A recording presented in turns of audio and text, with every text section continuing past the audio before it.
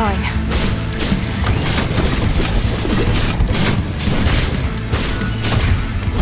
Steve, I'm fine.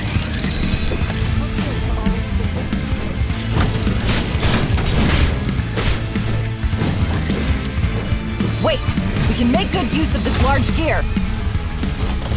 Blooming from the flames. In the name of Florence.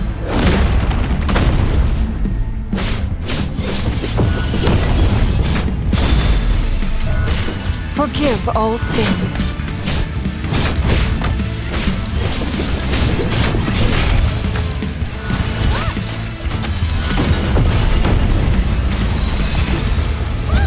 Full.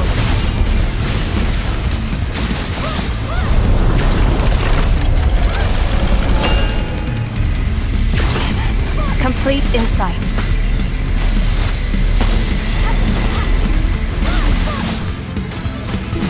Fluttering wings. Onto.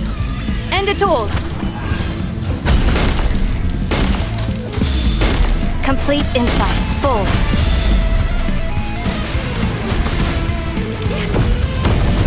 Walk in the rain.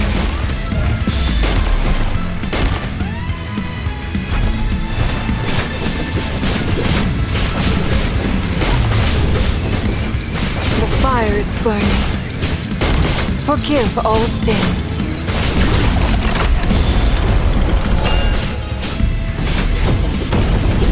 Forgive all sins. May their souls rest in a garden full of blooming flowers. This glory is the finest crown.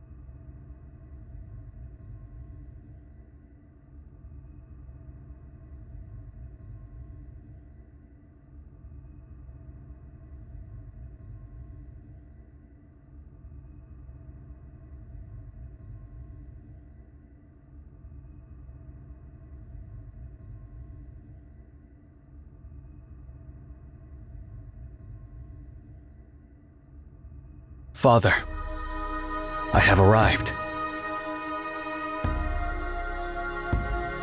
Just in time, Rubicon.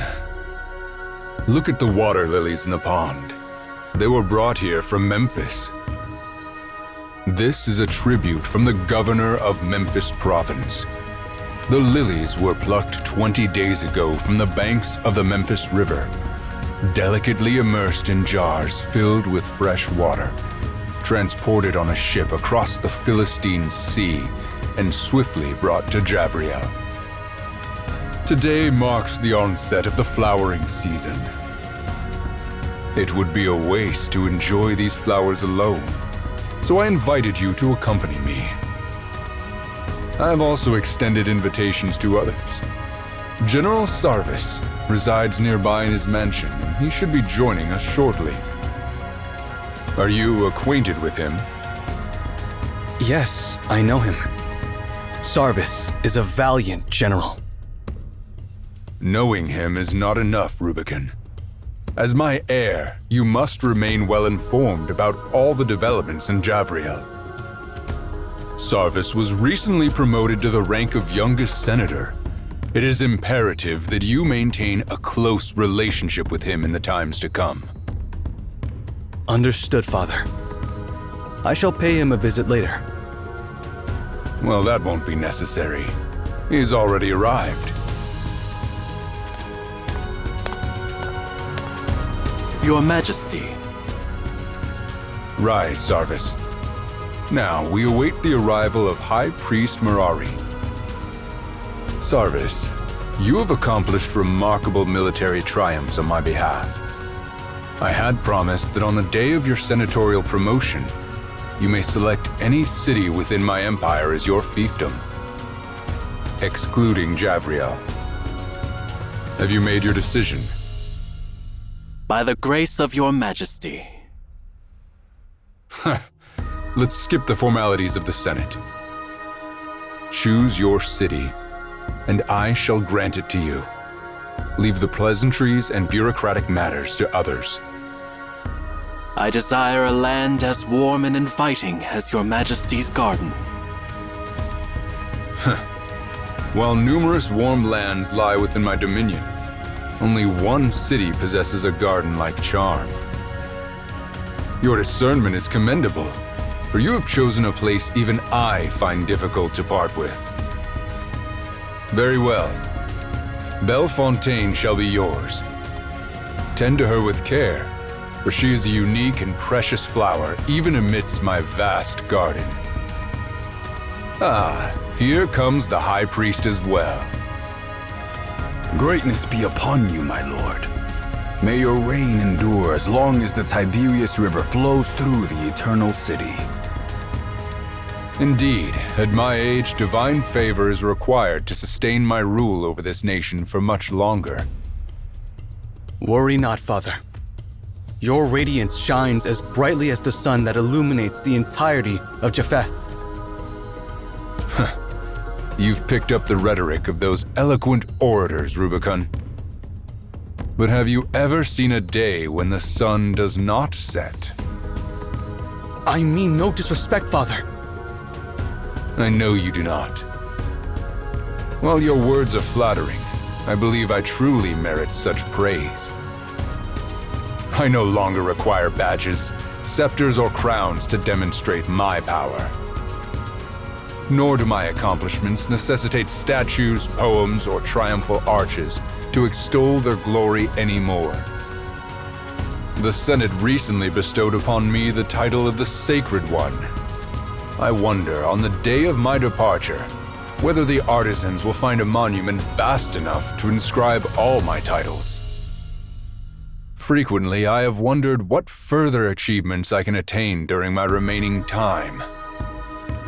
My generals have conquered the entire civilized world known to us, and the remaining lands are either too remote or too desolate.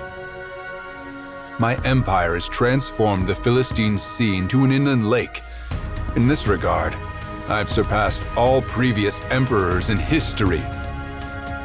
When I inherited Javriel, it was constructed of bricks, and when I pass it on to you, Rubicon, my beloved son, it shall be a grand, eternal city.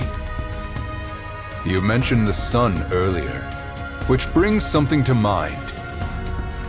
The governor of Memphis province sent me a letter along with the flowers.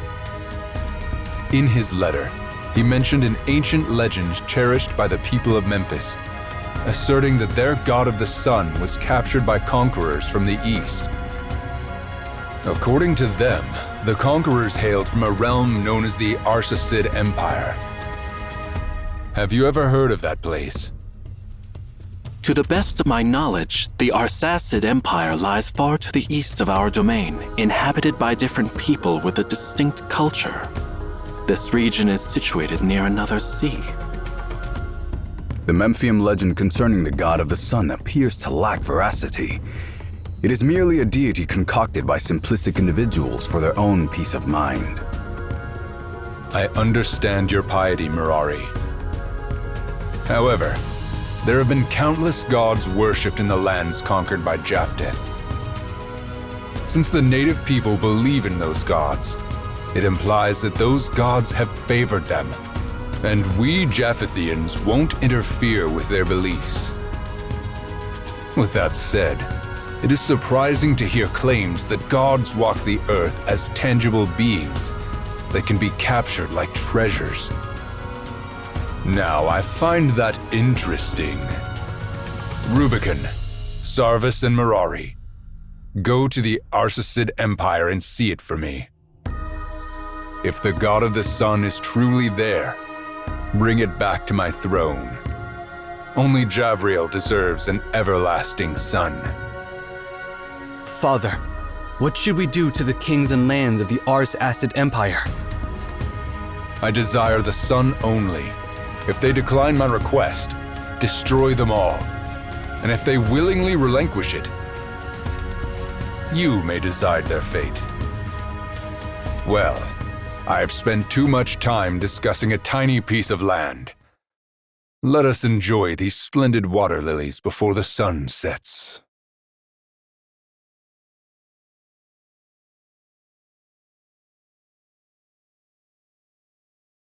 Finally. This is the fabled tower that reaches the heavens. Back in Javriel, I heard tales of it. The tales spoke of how the ancient people aspired to reach the heavens, and thus the tower was constructed. When its foundations were laid, the land was still known by its original name, Obed. I always believed it to be nothing more than fiction. I never imagined that the descendants of Obed continued to build upon it. The dreams of mankind are truly remarkable. From the way you spoke just now, one would think that we didn't emerge victorious in our great conquest, General Sarvis. High Priest, I am sure you can sense that even as conquerors, our splendor of victory pales in comparison to this tower. We are facing something that... You speak the truth. It is not only blood and sword that invoke. We are facing something that cannot be conquered by force and will never bow to humans. You speak the truth. It is not only blood and sword that invoke awe. It is the achievements built upon intangible foundations that endure. Today, for the first time, the Japhethians bear witness to this marvel, and poets will compose new songs to commemorate this event. This is our shared feat. Together, our names will be engraved on the next arch of triumph in Javriel. But before your triumph, Your Highness, we have much to accomplish. What shall we do with the subjects of the Ars Acid Empire? They have surrendered, so I have ordered our troops to cease fighting and rest. However, if the Ars Acid Empire dares to resist, His Majesty's decree is to destroy it. Father is the sun, and naturally, he does not concern himself with the insects scorched by his blazing light. But the people here are far away from Japheth. It is not their fault they are unaware of His Majesty's mighty name. I understand your point, Your Highness. It has been said that we Japhethians are like a melting pot. There are 2 points behind that statement. First, we open our hearts and minds to all who are willing to submit. Second, if anyone is as stubborn as copper and iron, we will melt them with our fire until they become part of Japheth. Force and fear have been the best tools your father has employed for decades. Through them, the fire of Japheth's heart burns brighter and brighter. I agree that those methods are hardly the most effective. If Your Highness allows, I will find gentler ways to integrate the Ars Acid Empire into our fold. If we can make the soldiers abandon their weapons for good, they will no longer pose a threat to us, and we will not need to shed their blood. The High Priest makes a valid point. This approach would spare the lives of those people without contradicting my father's will. What do you think, Sarvis? Well, I am just a general and I focus on military affairs only. I will leave the decision on other matters to you and the High Priest. Ah, Sarvis. It is evident that your knowledge and eloquence surpass those of your colleagues in the Senate. Yet, you humbly refer to yourself as just a general. I'll take that as a yes. High Priest, I hereby grant you the authority to handle the people of the Ars Acid Empire at your discretion. As you wish, Your Highness. Now, it is time to claim the ultimate rewards for our arduous journey. According to the historical accounts of the Arsacid Empire, it was the Emperor Darius who brought the god of the sun from Memphis to Obed 5 centuries ago. Darius once established the greatest empire in Obed. He made Memphis his province long before Japheth came into power. If this realm were still under his rule, I might have respectfully approached their gates and dispatched a messenger to request an audience. A man who desires to possess the sun must be as ambitious as my father.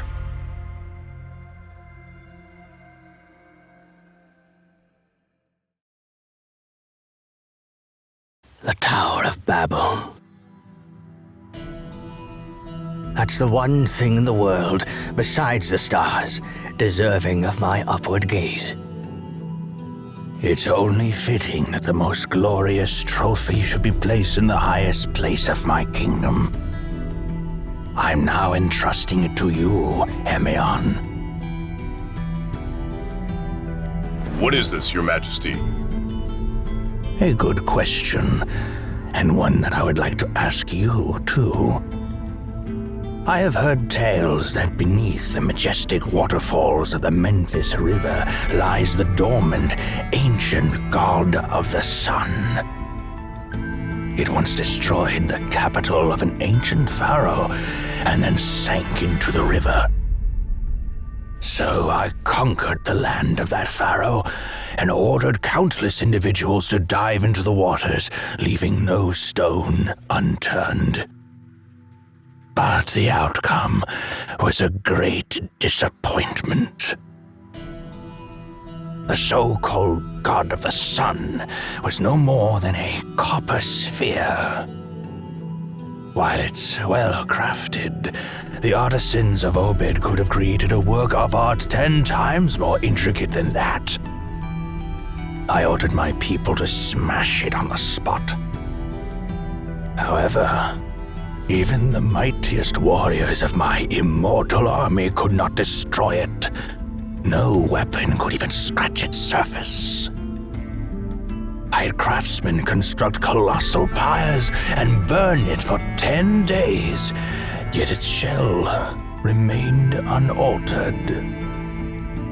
Finally, I instructed my warriors to transport it to the highest peak in Memphis and cast it off the cliffs. But it was the unyielding stones below that shattered, not the copper sphere. Since long ago, you have collected many extraordinary artifacts in this tower, and you have recruited numerous scholars from my land. I have never impeded or doubted your endeavors. But now, I am asking for a small favor in return. Unravel the mystery surrounding this sphere, and the reason why the Memphians revere it as the god of the sun. And find out the secret to its immortality.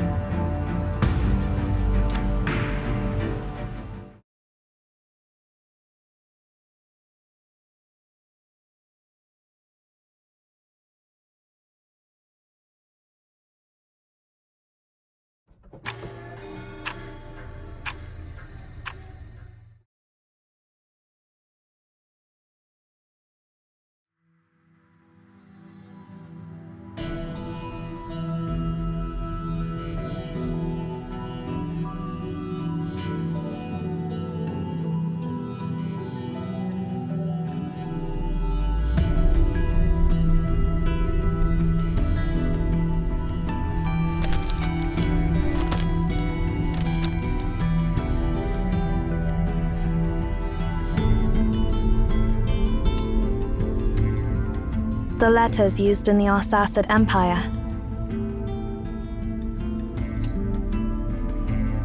It was one of the dynasties that existed in Obed about 2,000 years before our time.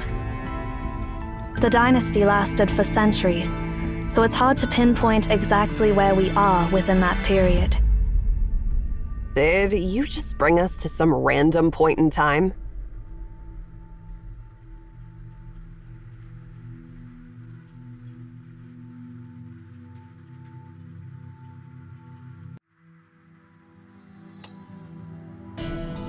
You didn't even have a specific year or coordinates in mind? Just a vague idea? I can't believe it actually worked. Seriously, it's not like you scanned anything. It's more like cheating.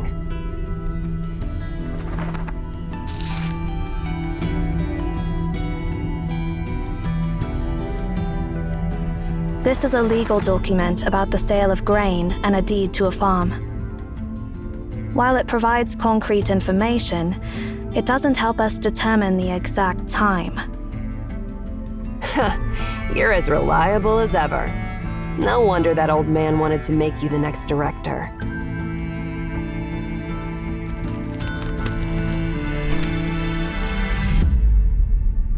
Why did you throw them at me? You can read them too, can't you?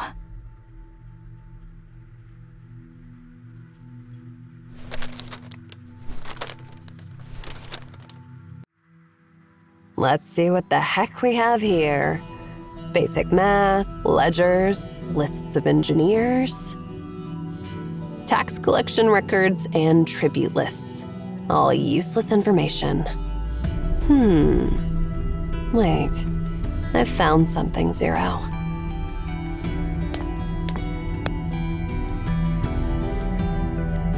This is a record written by the court scribe of the 5th Emperor.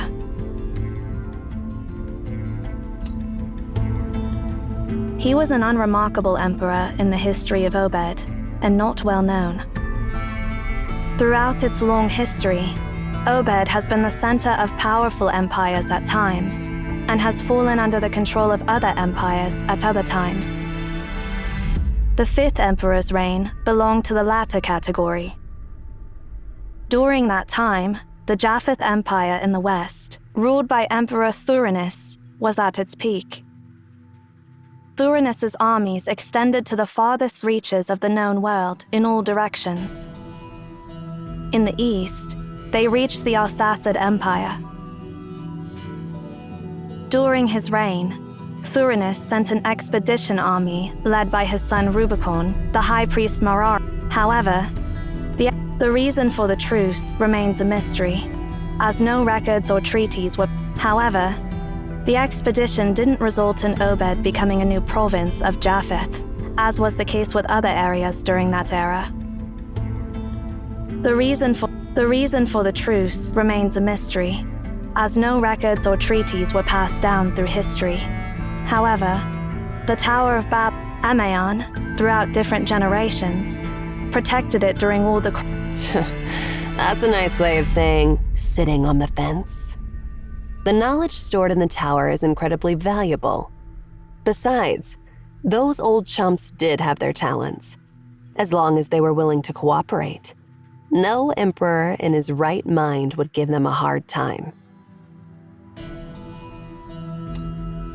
As much as it pains me to admit it, your ability is quite remarkable.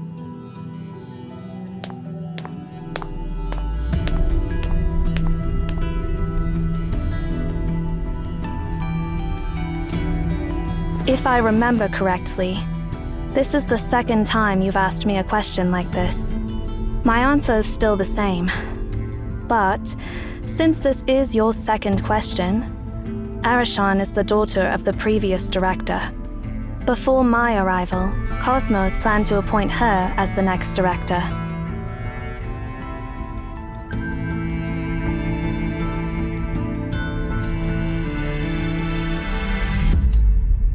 My duty is to safeguard this tower and the Library of Babel. And naturally, that includes you as the current director. What are you two whispering about back there? Hurry up and follow me.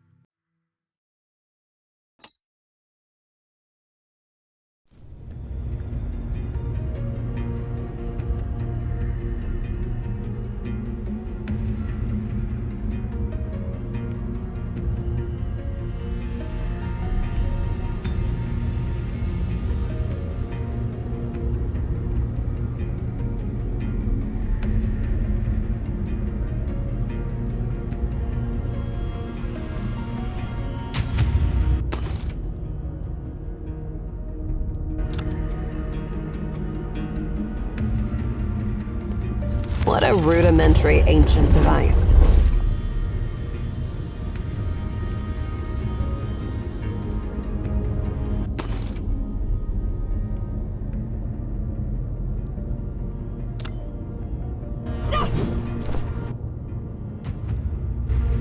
This is such a mess. It's like a battle just took place here. Maybe that's exactly what happened.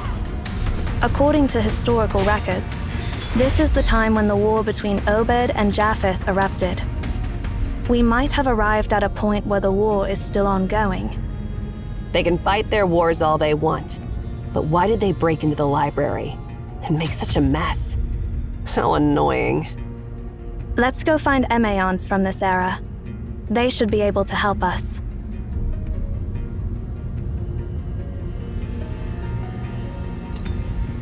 It used to be a throne indeed. The history of the Library of Babel and Emaon. Thrones may rise and fall, yet the tower stands firm. True Emaons must adapt to the shifting of power, and However, during the eras when the Tower of Babel wasn't forgotten, almost every monarch took pride in conquering it. With the library's opening, the primordial sector housing the throne became a prominent landmark. Anyway, since we don't have a specific goal,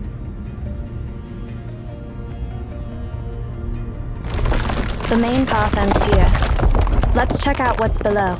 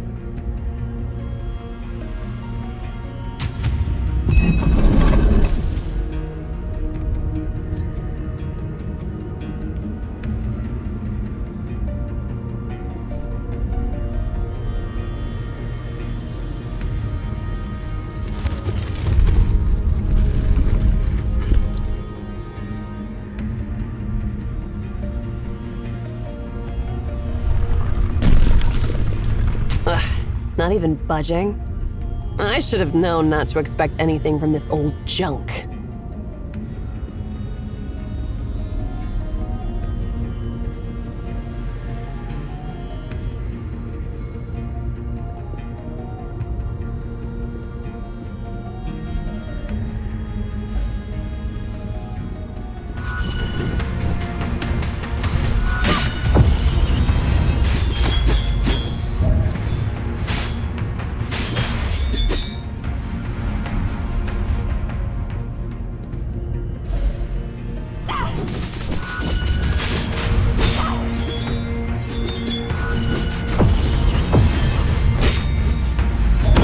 A bit boring.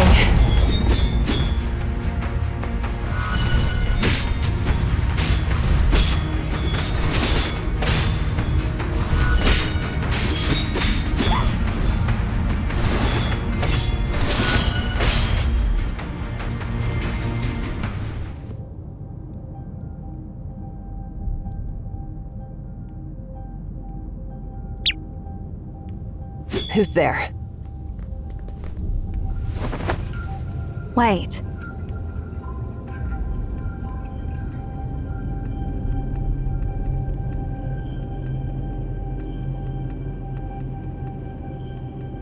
You are...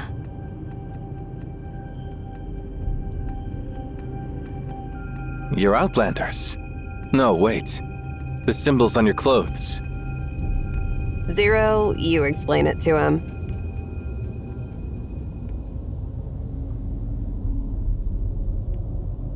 So, you're travelers from the future. That's truly incredible. Since you're from the future, your clothes must also be from the future. No wonder I can't... The Library of Babel is truly full of wonders. Could you tell us which era? Since you're from the future, you probably already know that the current... Yeah, and we know that the Arsacid Empire was at war with the Japheth Empire. The war has ended. Despite Tharinius being advanced in years, he didn't underestimate his enemy, and prepared enough troops for a full-scale war. Unfortunately, he overestimated his opponent. The Fifth Emperor couldn't manage a single clash on the battlefield. As soon as he found out that Japheth only wanted a specific item from the Tower of Babel, he backed down immediately. You don't seem to have a high opinion of your emperor. Is it acceptable for a subject to say such things? Emperor. He's far from deserving that title. You mentioned that Japheth only wanted a specific item from the tower. What is it? I've heard that Rubicon's ultimatum mentioned Memphis's god of the sun. I've seen it a few times, but it's disappointing. It's just, I heard it was a trophy captured by Obed's past monarch, Emperor Darius, after conquering Memphis. The item was sent away by Rubicon a few days ago, and it should be close to the Ephrathoth on the coast of the Philistine Sea by now. Then it will be loaded onto a ship and sent to Javriel. Looks like we're too late. No, not yet. 2,000 years ago, Ephrathah by the Philistine Sea witnessed the final glimmer of Arten. Ephrathah by the Philistine Sea? Hold on. The Star of Ephrathah. History sure loves to play tricks on us.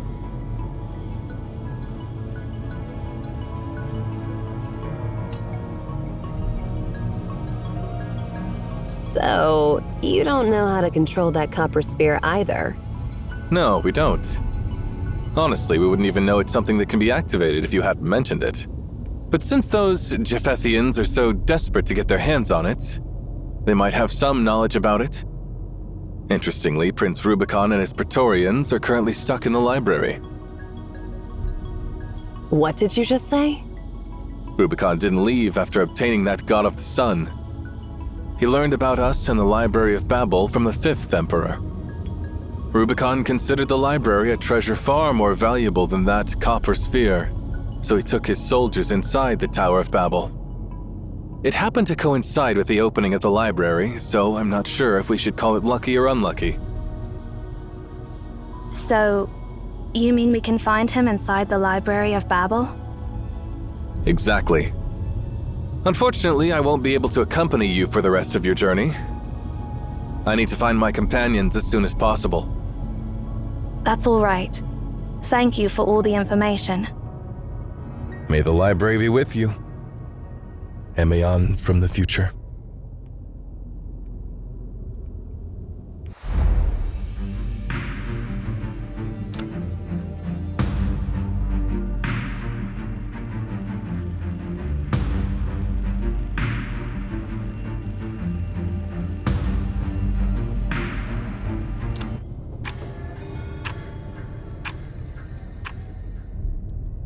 Now we know exactly what to do next.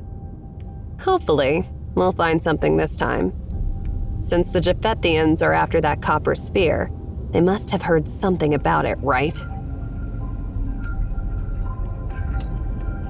Oh, it was an anomaly that appeared in Ephrathah, near the western shore of the Philistine Sea, around 2000 BC. According to historical records, a solitary star of unparalleled splendor emerged in the night sky above Ephrathah. Unlike other stars, it remained fixed over Ephrathah. The star was visible along the entire coast of the Philistine Sea, but it vanished shortly after its appearance and hasn't been recorded in any astronomical observations since.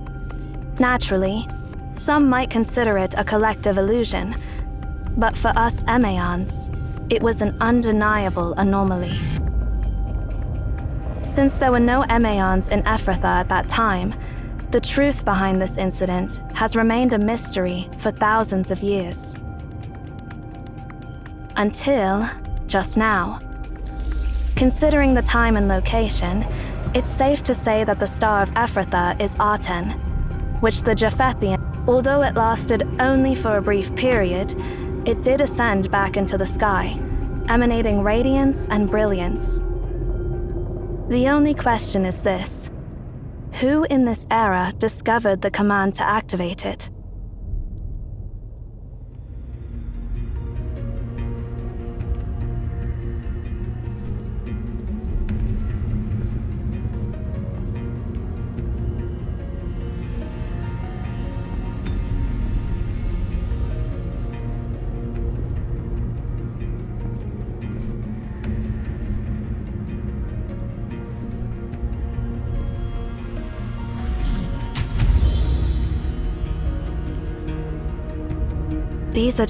It seems like they're not far ahead.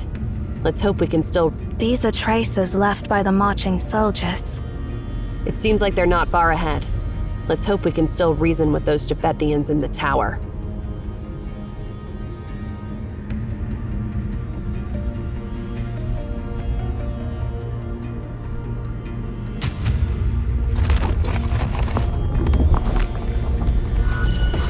Then let's be a bit more serious.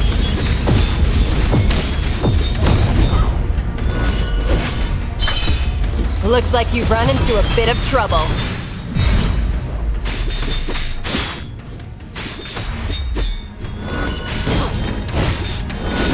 Then let's be a bit more serious.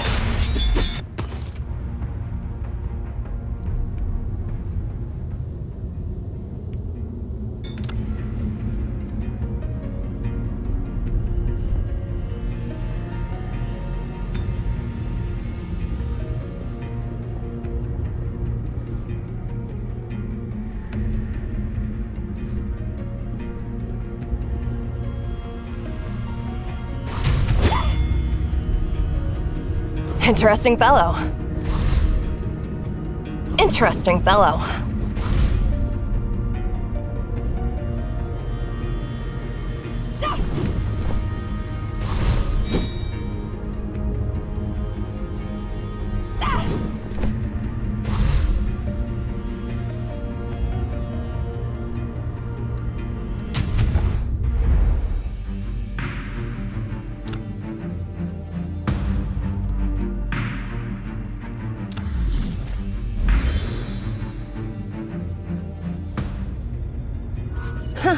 Seems like those unwanted Japhethians are having some trouble too. So, if we lend them a hand now, they'll be more cooperative, right? Interesting fellow.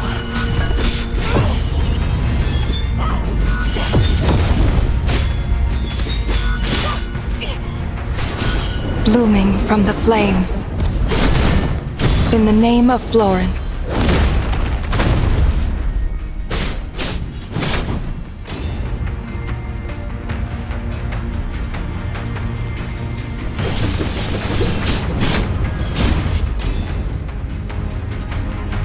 Are you Emeons? Our general is looking for you. Why bother being polite with these wicked sorcerers? We wouldn't be trapped in this never-ending labyrinth if it weren't for them. General ordered us to treat Emeons with proper etiquette.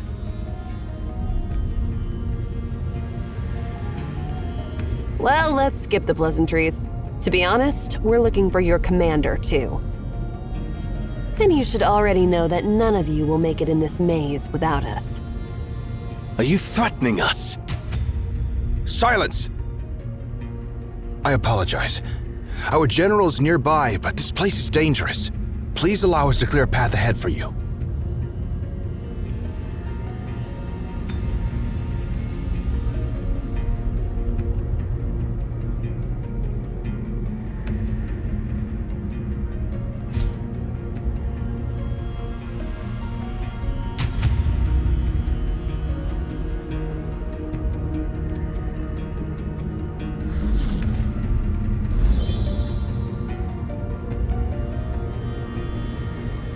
Despite all their fancy talks, they need our help in the end.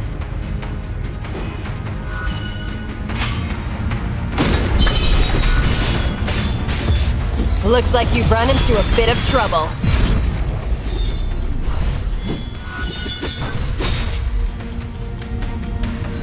Thank you for coming to our aid once again. No need to thank us. You mentioned your general is close, so I wonder where we can find His Royal Highness. You filthy scum! How dare you ask of His Majesty's whereabouts? His Majesty showed great sincerity by bringing only dozens of Praetorians into this tower, as per your request. But you set your vile trap and scattered us. Oh, I get it. You guys got separated. You... Please, Ere, stop. Our general is just up there, not too far away. Please, head in that direction.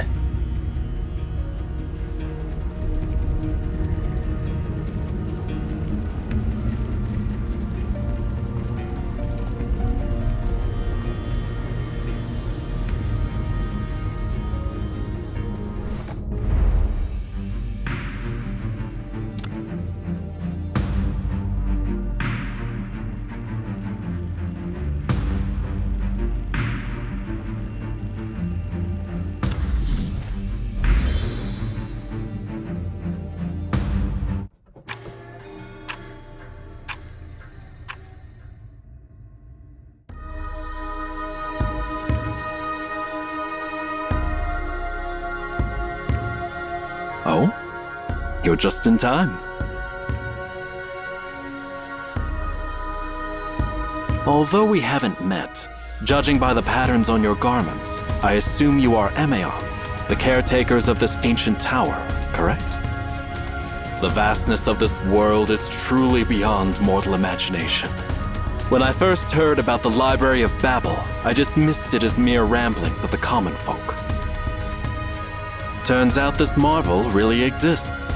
I'm sure the Japhethian poets will compose 1,000 new epics about it. Allow me to express my sincere admiration.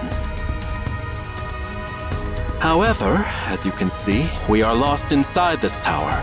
Could you show us the way out?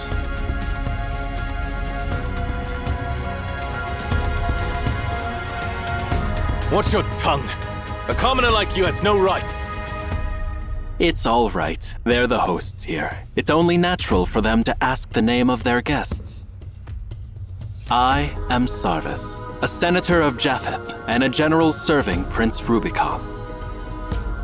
Lord Thurinus is a benevolent emperor who welcomes scholars from all corners of the world. We will be returning in a few days, and if you are interested in joining us, I can take you back to Javriel.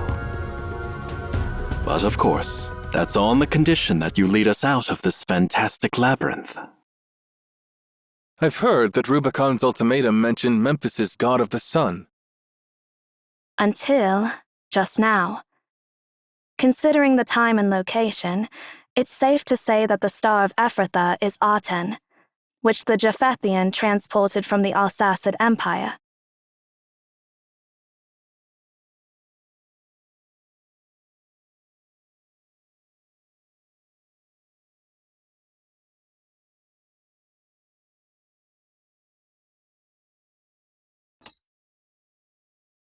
Atem, you mean the ancient god of the sun in Memphis? We've traveled all the way here to retrieve it. Do you have a problem with that?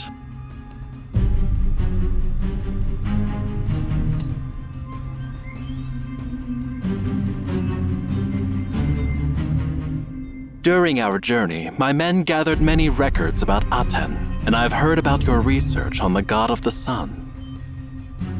But there's nothing I can do, as His Majesty has decreed that if there is a sun on Earth, it shall only rise above the eternal city and shine down upon his throne. As for the Emperor of Arsacid, well, I don't think his lousy chair deserves such high honor. Obed witnessed the rise of its first sun-wielding monarch, Darius. It's such a shame that his successor would fall so far.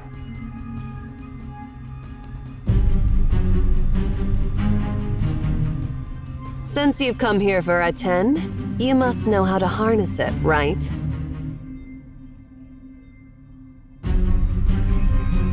What do you mean by harnessing it? Are you suggesting it's a living being that can be controlled? Yeah, with the right commands, you can order it to do anything you want. Wait, you didn't know that? Commands? So that metal ball understands commands.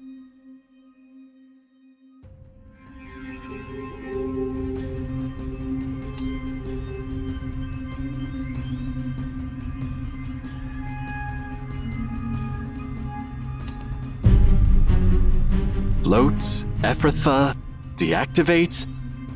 I'm utterly puzzled by what you're saying. I've heard that Emeon means mouthpieces of the gods in ancient languages. It is said that your task is to listen to prayers and provide answers, not ask questions. If you have forgotten your duties after all these years, I don't mind reminding you.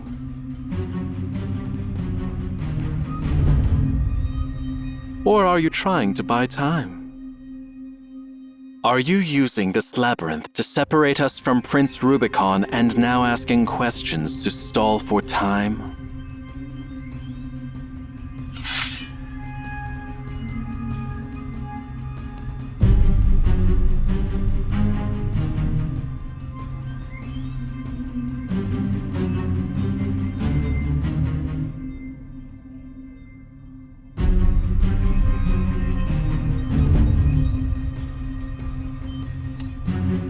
I also hope this is a misunderstanding, but your words and actions lack sincerity. If you want to clear up this misunderstanding, please lead us out of this labyrinth.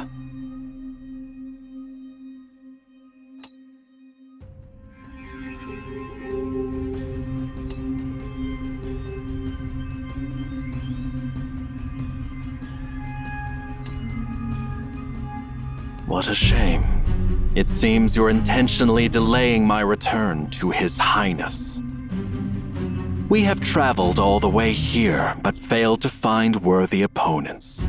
And my soldiers are eager for a proper fight. Now I'm afraid I'll have to ask you to fulfill their wish. Show us your legendary skills, Emeons. Take them down!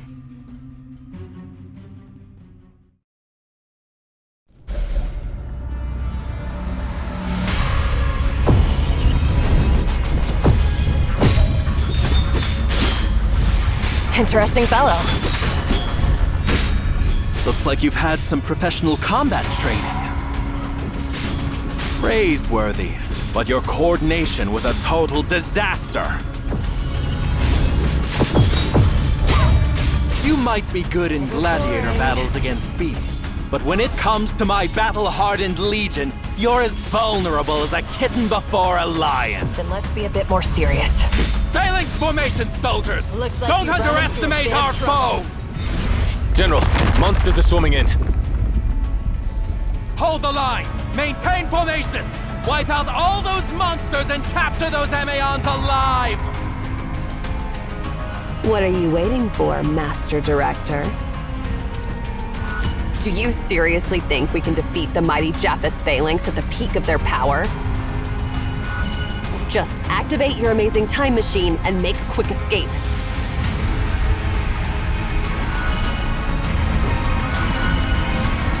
Anywhere will do. Just stop with the questions and do something. Just go to the future, like a month later. Let's get away from them.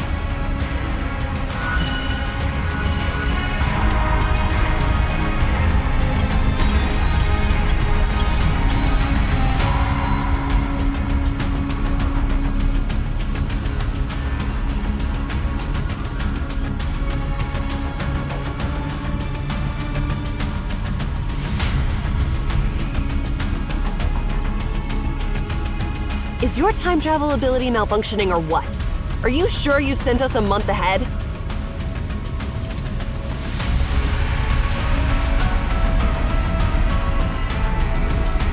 Please stand down.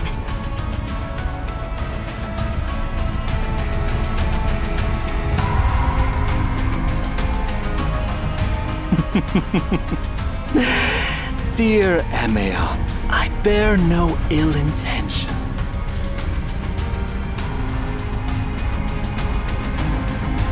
Have you forgotten our agreement?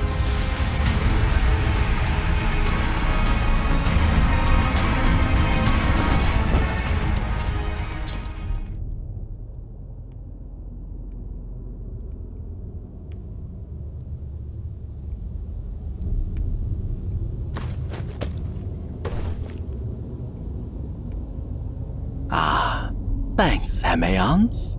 You truly are the mouthpieces of the gods.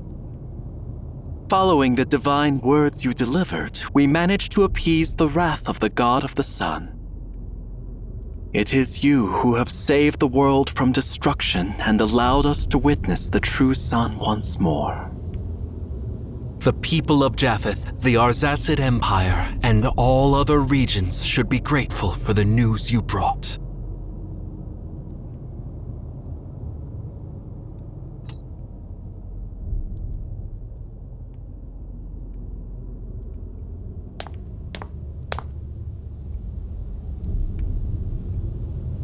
What are you even talking about?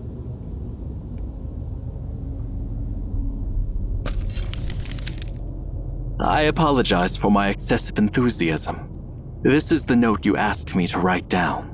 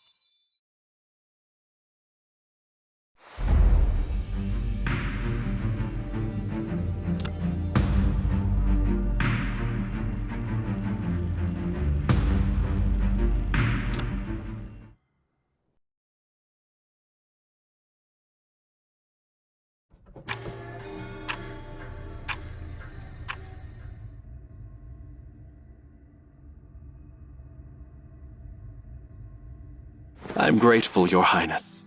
If it weren't for your intervention, I might have been lost in that labyrinth forever.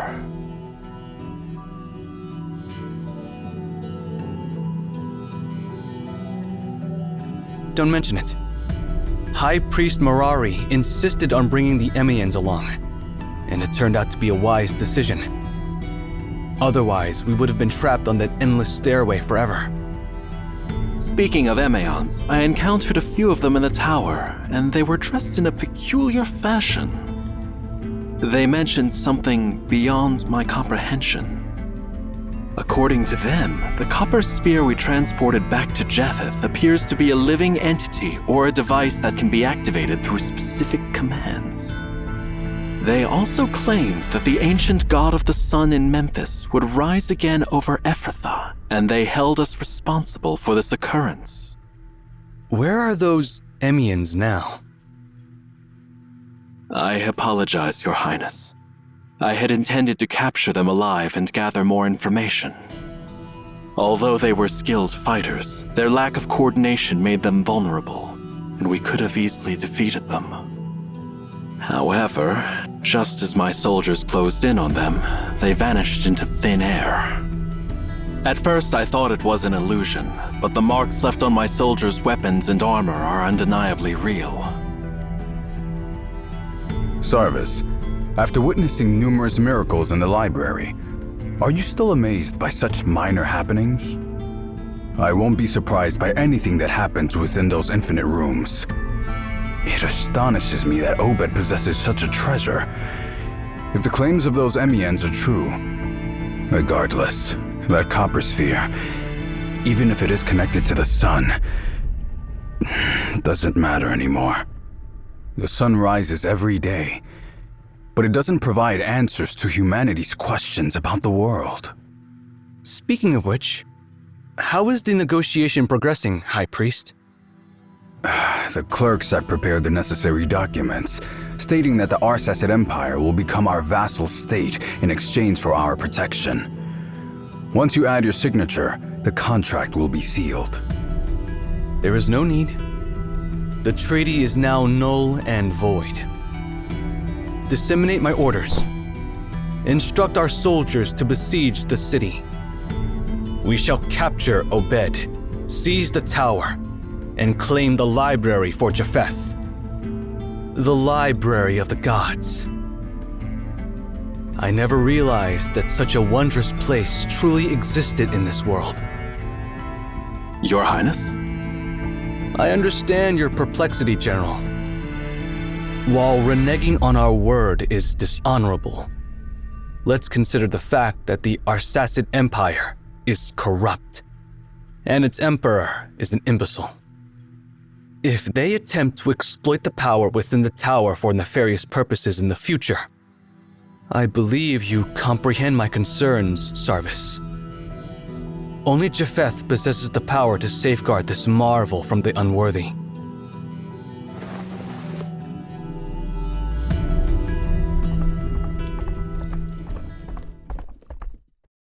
A swift horse is approaching, Your Highness. The rider appears to be a messenger. Bring him to me. Greetings, Your Highness. Rise. From where do you hail? And what tidings do you bring? Your Highness, you commanded my unit to escort the God of the Sun back to Javril. Several days ago, we arrived at Ephrathah on the eastern shore of the Philistine Sea, which is under Herod's dominion. I know. Herod is one of my father's numerous vassals. Did he show any disrespect toward you? No, quite the contrary. Then, at midnight, No, quite the contrary. He treated us with great respect and insisted warmly that we stay at his royal court for the night. Then, at midnight, while we were sleeping, we were awakened by a radiant glow outside the palace. We went to investigate, and, to our astonishment, the sun had risen beneath the stars. Did the wine addle your senses? What nonsense are you talking about? What I speak is the truth, Your Highness. We witnessed it with our own eyes. Go on. Tell me what happened. Well, my servants, the soldiers slumber now. Now it's time for you to fulfill your promise to me.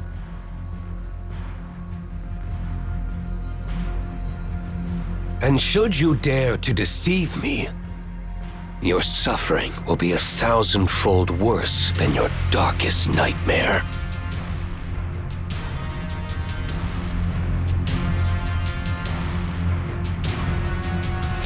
Your Majesty, every word we speak is true.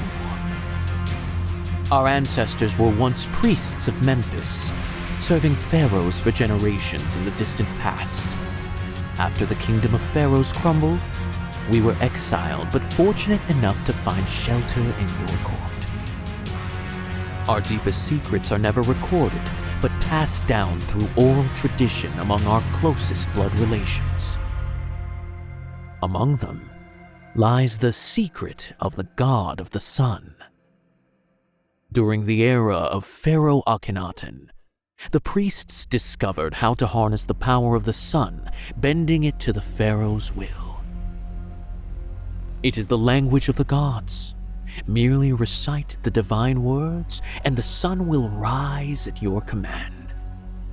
Through it, you shall attain divinity and achieve immortality, just as the ancient pharaohs did.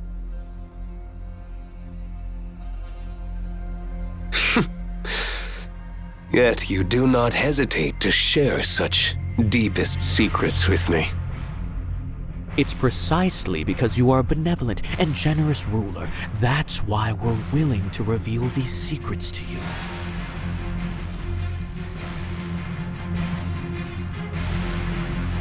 Thurnus is nothing more than a tyrant who has ravaged our lands. If it were not for your generosity, we would all be living as mere livestock now. Your Majesty, I cannot bear to see you continue to bow before that tyrant. Benevolent? Generous? Such descriptions are rare, but you're correct about one thing. We are both kings, so why should I kneel before that tyrant and allow my country to be reduced to a mere province of Japheth?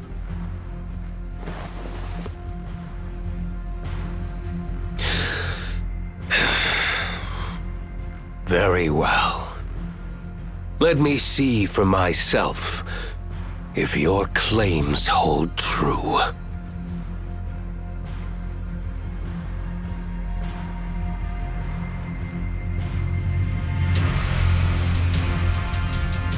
All deeds have consequences. All debts must be paid.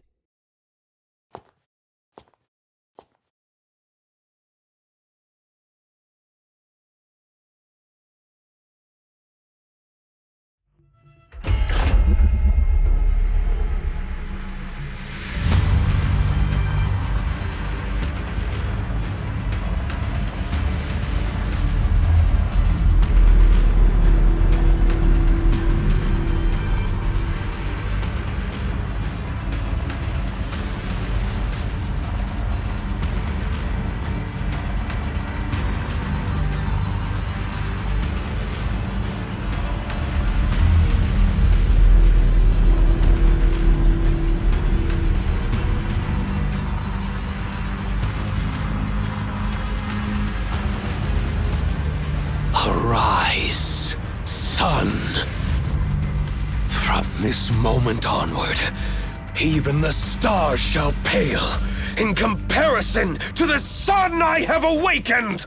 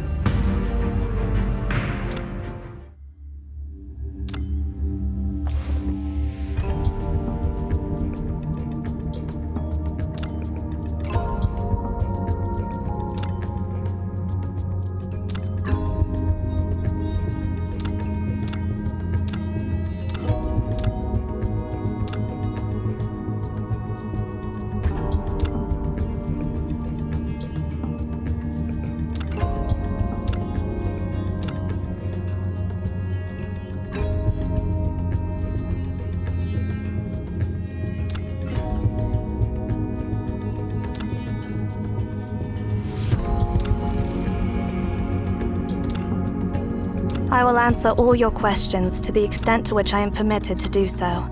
That is my obligation.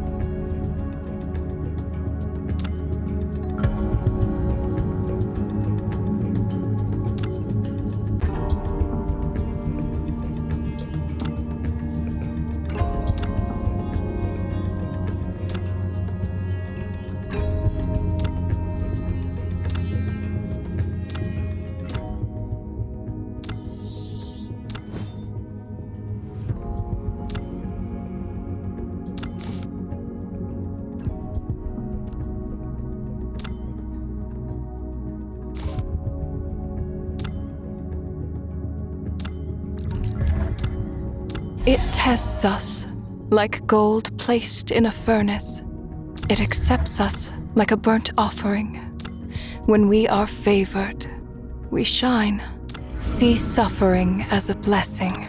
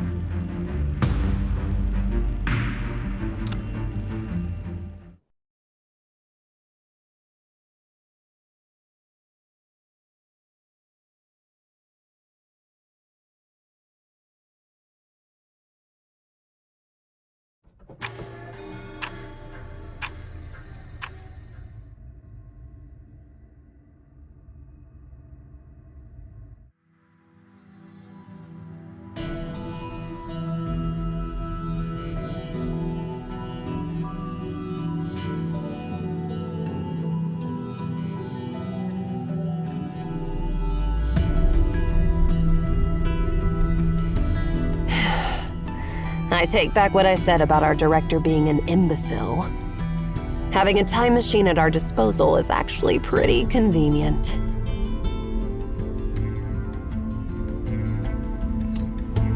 Well, it depends on how you interpret what I'm saying.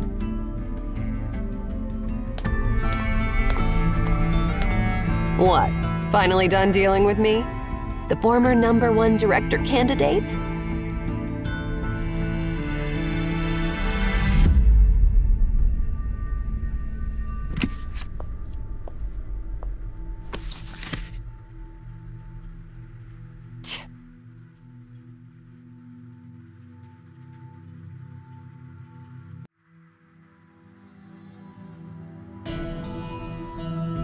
The Collected Letters of Obed Royal Family. Volume 3, Darius, the King of All Kings, written by a historian from the Obed court. The second half is blank. Looks like this volume is incomplete. It appears that we have indeed arrived in the era of Darius, around 500 years before the 5th Emperor's reign.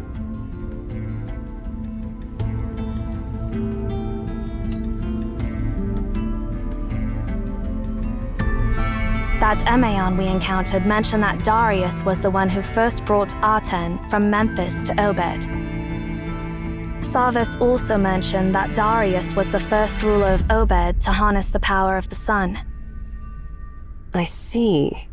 The fact that the Japheth soldiers didn't know the command to activate Aten suggests that it had already been lost by their time. Compared to the era of Japheth, the era of Darius was closer to the era of Aten, which means Darius is more likely to know the command to activate Aten. Besides, there's something else that concerns me. The giant we just encountered. Actually, we might have encountered it once before.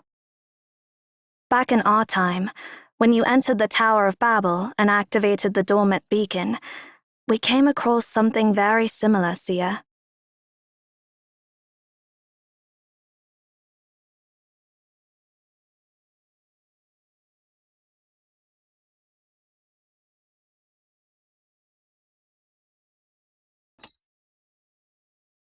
Indeed. The giant in our time was missing its lower half, so I can't say for sure if it's the same giant. Moreover, I'm sure you remember the stuff we got from the mutilated giant.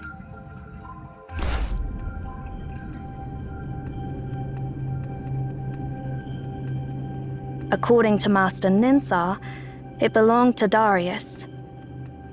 So, it must have come from this era.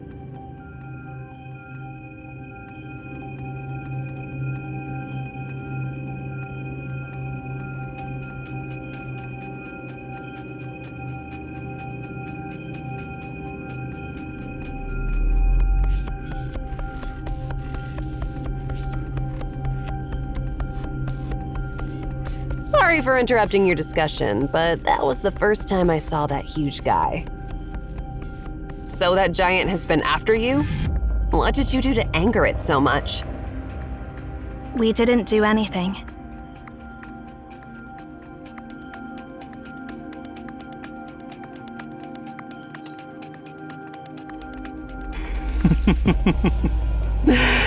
Dear Emeon, I bear no ill. Have you forgotten our agreement? We don't have enough information to understand. One moment he wanted to kill us, and... Just to confirm, when we met Sarvis for the second time, it was a month after our first encounter, right?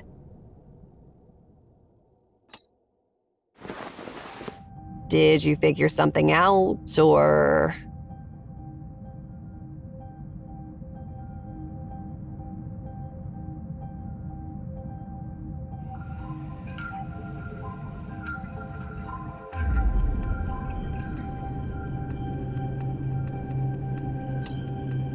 I'm afraid so. Sarvis didn't have a clue about Aten's activation during our first encounter, but in the second encounter, he mentioned that they had somehow appeased the wrath of the god of the sun. So during that month, Aten must have been reactivated and turned into the star of Ephrathah. Sarvis also said that we delivered divine words. It means that we were the ones who helped deactivate it.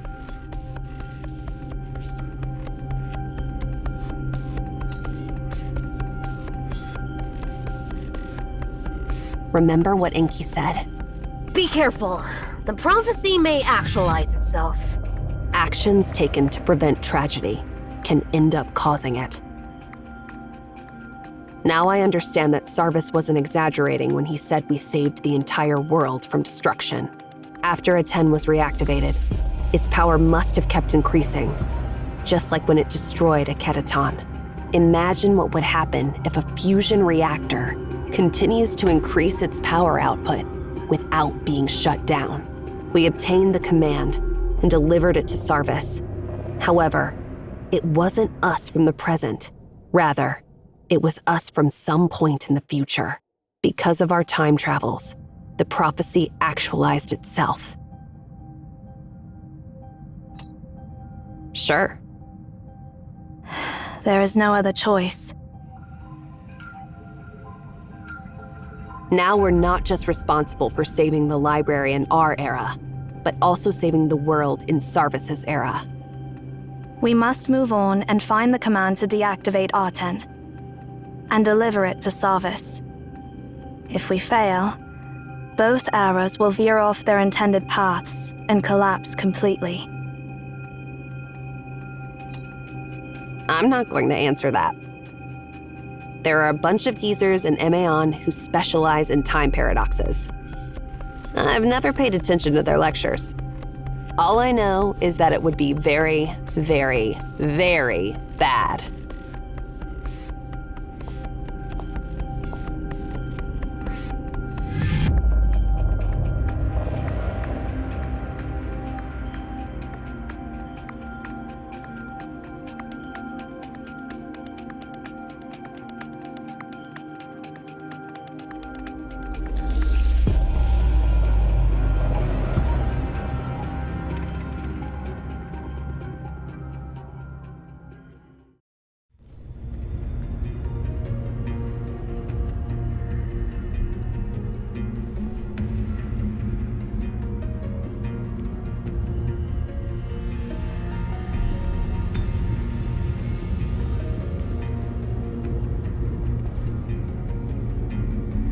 Who are those people?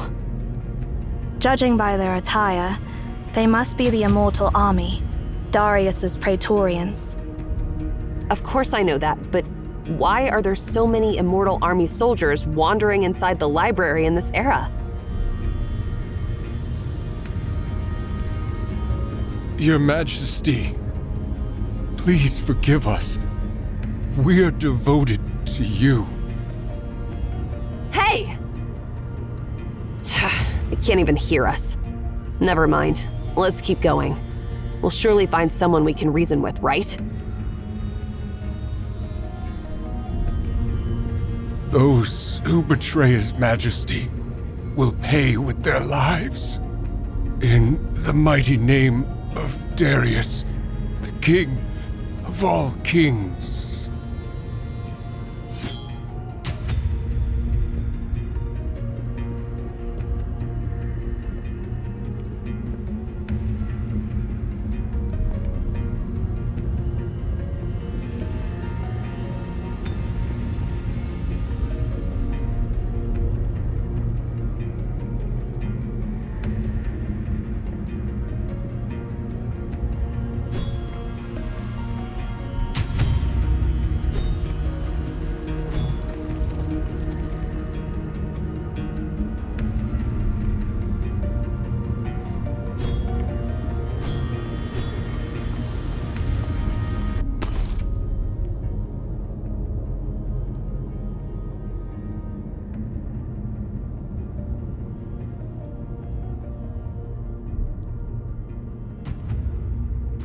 It's those pesky creatures again.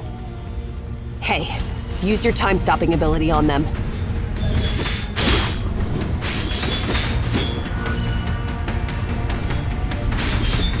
Then let's be a bit more serious.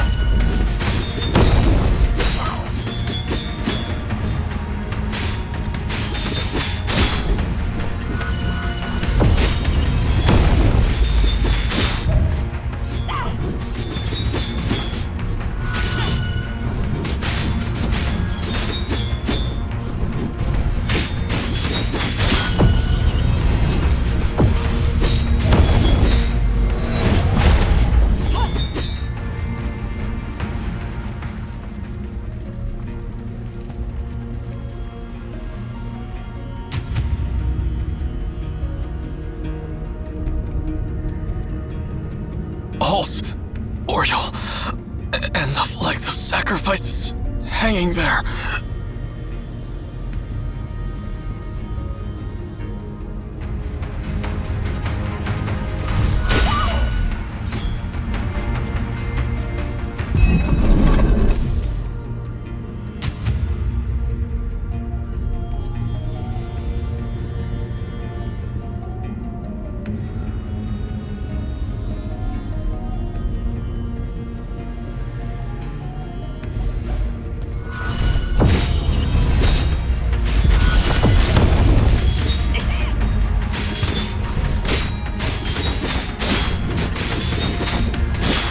Interesting fellow.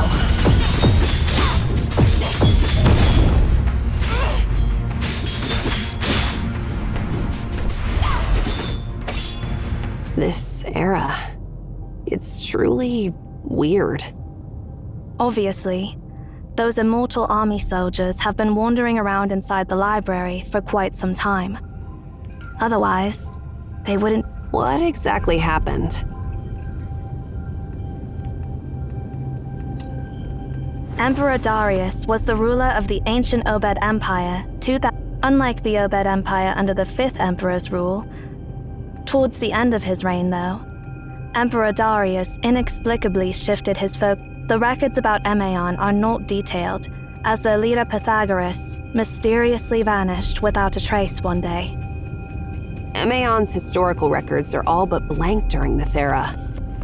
There are simply too many coincidences happening in this era. We need to be extra cautious.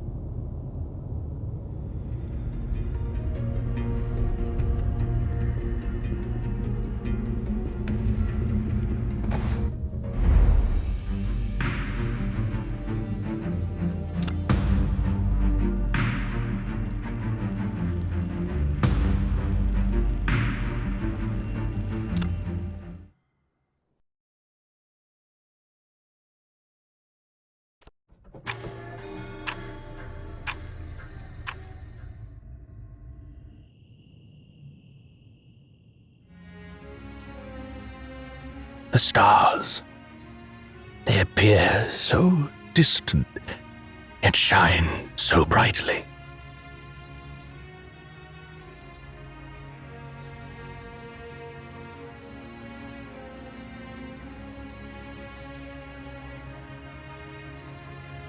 Your Majesty, Farhad requests an audience. It is you, my most courageous servant. How does the wine taste at the celebration? The wine was exquisite, benefiting the conquerors of Memphis. We all wonder why you didn't join us in the great feast of honor. Why do you remain secluded in this corner, far from the bonfire, without even a single guard? Have we done anything to displease you? Not at all, Fahad. I am pleased with your valor. After this battle, I've annexed the southern reaches of the world into my domain. I am staying away from the crowds to gaze at the stars. The campfire's brightness would obscure their light. Have you ever considered where our conquest will end, Farhad? No, Your Majesty. I shall fight wherever you deem necessary. Until the farthest reaches of your dominion touch the sea, or until I fall on the battlefield. Your loyalty is commendable. But what I'm seeing now is even more distant than the sea. There was an Emian scholar named Pythagoras who told me that according to his research, the land beneath our feet is a sphere. A sphere? How is that even possible? You're not a scholar, so it is understandable that you can't imagine it. However, I can easily imagine that there may exist countless such spheres suspended high above the heavens. We call those spheres stars. The notion that these stars are fragments of Earth adrift in the firmament. So many uncharted territories awaiting conquest. Do you understand my feelings, Fahad?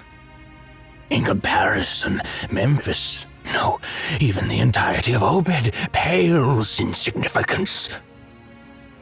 I wonder how I can travel to those stars to conquer those lands no one has ever seen. How pathetic is a man so bound by his desires. From now on, I shall find no peace in my nights. Fret not, Your Majesty. We, the Immortal Army, will always be your keenest blades. Even if you were to command us to conquer the moon, we would comply without hesitation.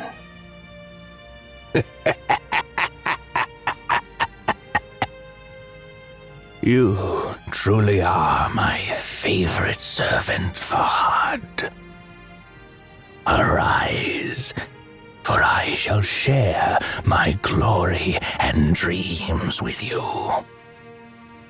One day we'll leave our footprints across the entire expanse of the sky.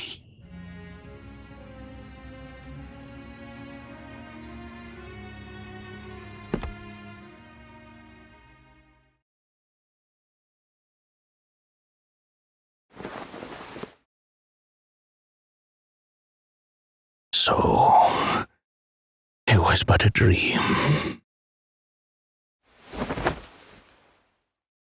I'm feeling cold. Am I already so old that I'm plagued by such vivid dreams? I used to believe that only the inept dream, for they possess nothing in reality. Is the heavens telling me that I'm no different from those commoners? My time is running out. Emeons, I'm summoning you to demand an answer I have long awaited. A decade has passed since my triumph in Memphis. I have given you so much time to unravel the mysteries of the God of the Sun. My subjects comply with my commands, never disturbing your research or prying into your tower. Only during the 6th and final month of each year do my emissaries visit you to ask about the progress of your research. You should know that it is a supreme honor, and that I have shown you extraordinary generosity, which no other Obed emperors have ever bestowed upon you. However, my messengers disappointed me every time, as your response of nothing has remained unchanged. Now, I've decided to ask you this question myself. This is your 10th year. Have you learned more about the nature of that copper sphere? What grants it immortality? Your Majesty, our answer remains the same. You may perceive 10 years as a considerable length of time. For a human life, it is indeed substantial. However, for those devoted to the pursuit of knowledge, it is merely a fleeting moment akin to the evaporation of morning dew.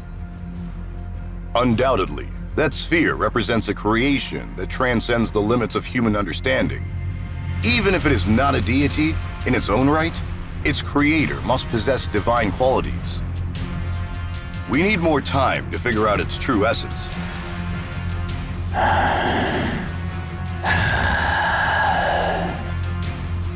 Time. Time. What an extravagant request. I, too, would grant you more time if I were able.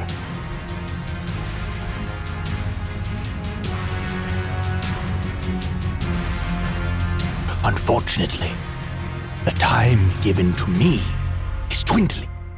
The sand in the hourglass is running out. I am growing old, and my time is slipping away, while the boundless, unconquered worlds still await me.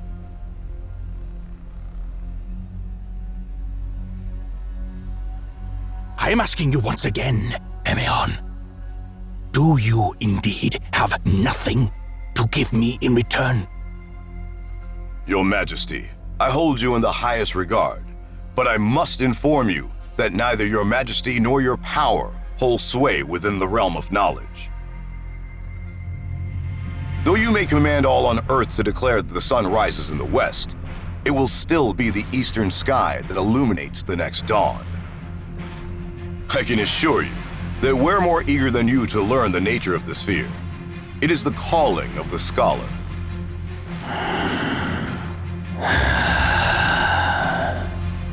I see. You're unable to offer what I seek in exchange for my leniency. I extend my regrets to you, Emeon. Since the beginning of history, this will be the first time the Emperor of Obed resorts to violence against Emeon. If I had a choice, I wouldn't wish to make this decision. You may rule over this land, Your Majesty. And while you may intimidate those who seek knowledge, the laws governing knowledge itself do not yield to mere might. Immortal army, at my command, open this tower and seize their library!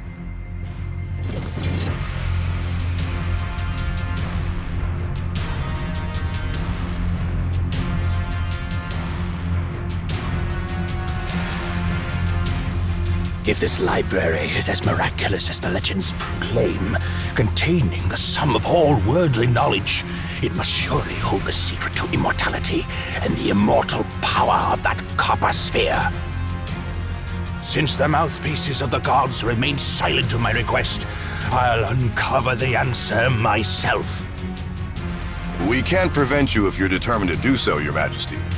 Permit me, however, to offer a final piece of advice. The gods remain silent due to the folly of humankind. That was the last question I will ever pose to you.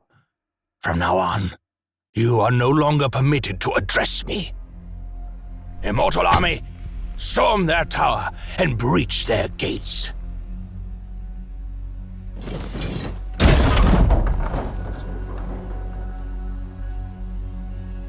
Emeon, I have heard tales that the paths within the Library of Babel are more numerous than the stars in the sky, and the smallest misstep can lead to eternal wandering. I've also heard you've devoted countless time and lives to explore that library, and that you've even familiarized yourself with a number of safe paths. I command you to lead the way for my warriors. And you have no right to refuse.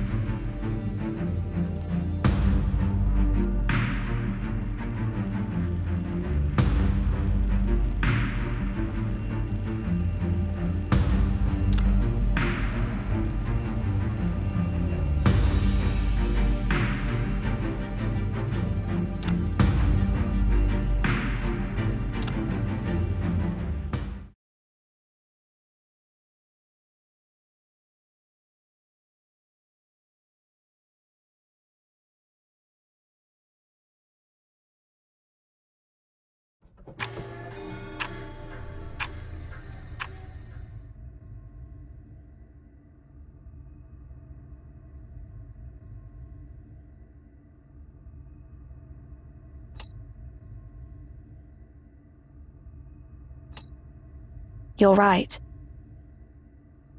If we can find a reasonable soldier or an Emeon of this era, perhaps they will tell us what has happened here.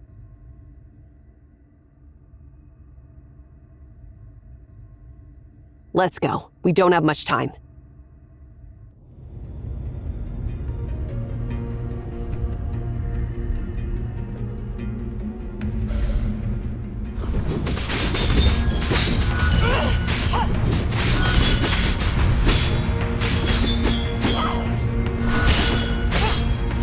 Interesting fellow.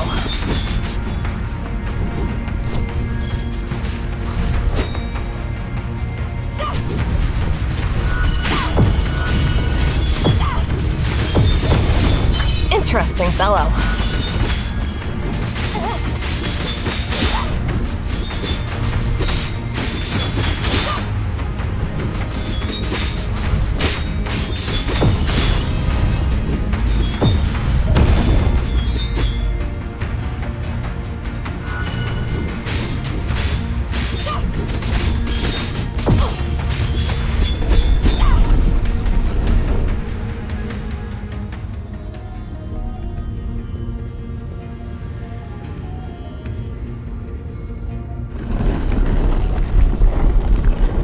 Wait, isn't that the shoddy artifact that wouldn't even start? So is it working now?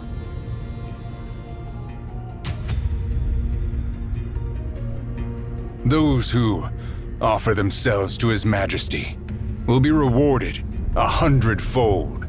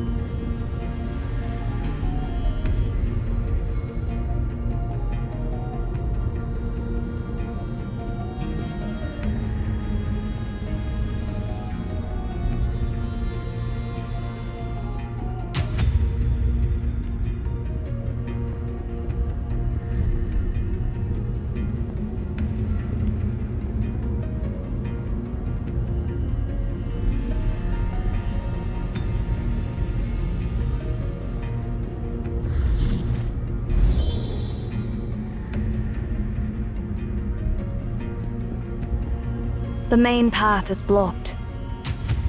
In moments like this,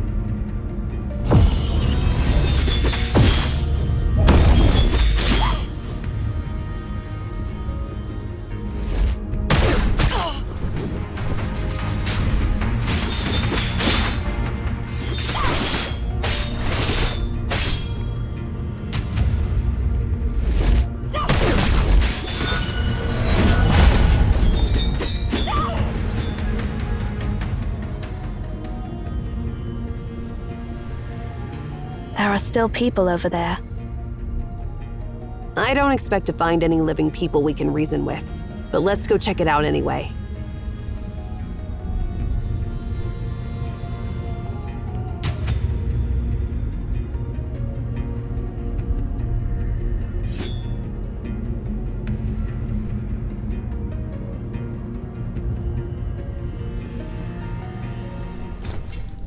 Please lower your weapons. We mean no harm.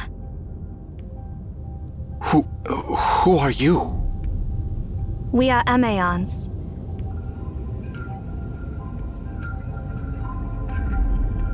My name is Farhad. I can't see you well. I thought you were monsters too.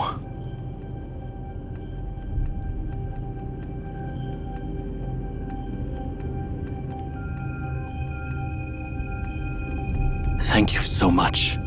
I didn't expect your help, especially after His Majesty gave that order.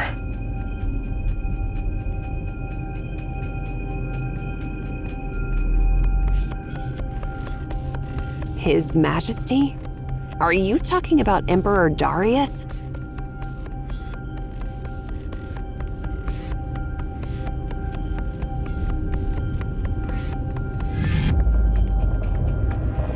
Of course. Were you not there when His Majesty gave the order?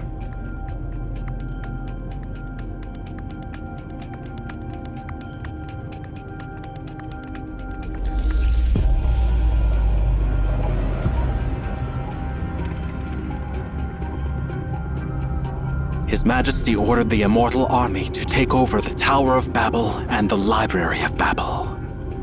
How long ago was that? 1 year? Or 2 years? I can't remember clearly.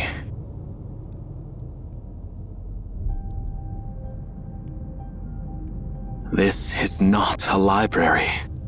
It's an endless nightmare. Ever since I got here, I've been praying for the gods to wake me up from this living hell.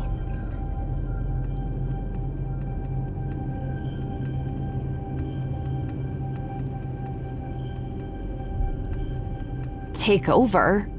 You barged into the library? No wonder. It's actually impressive that you've held on for so long without any preparation.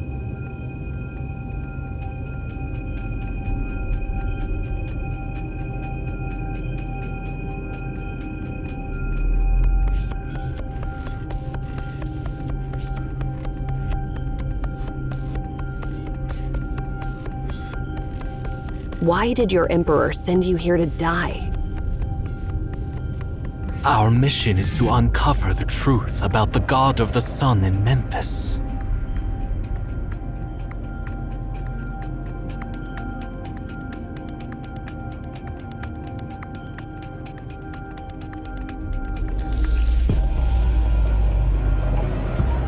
His Majesty has given the Emaon years, and yet there have been no results. Eventually, he ran out of patience.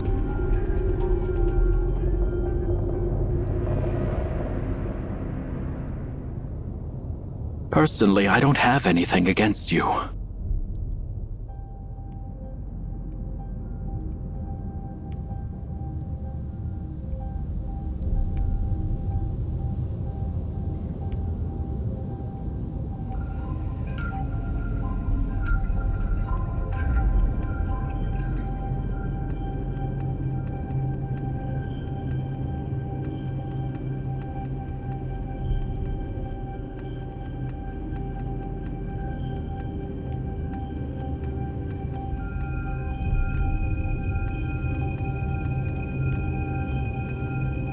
We're puzzled too. It's hard to understand why His Majesty, who's always been a profound thinker, would act that way.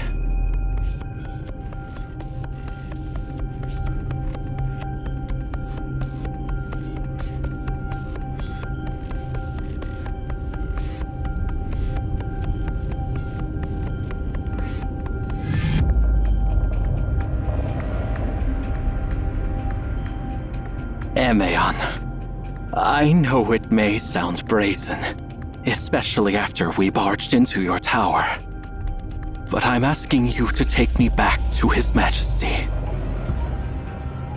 The immortal army shall never fail His Majesty.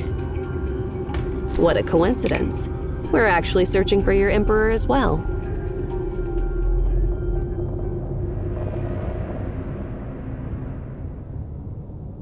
How about you join us? With you on our side, he might be more open to hearing us out, don't you think?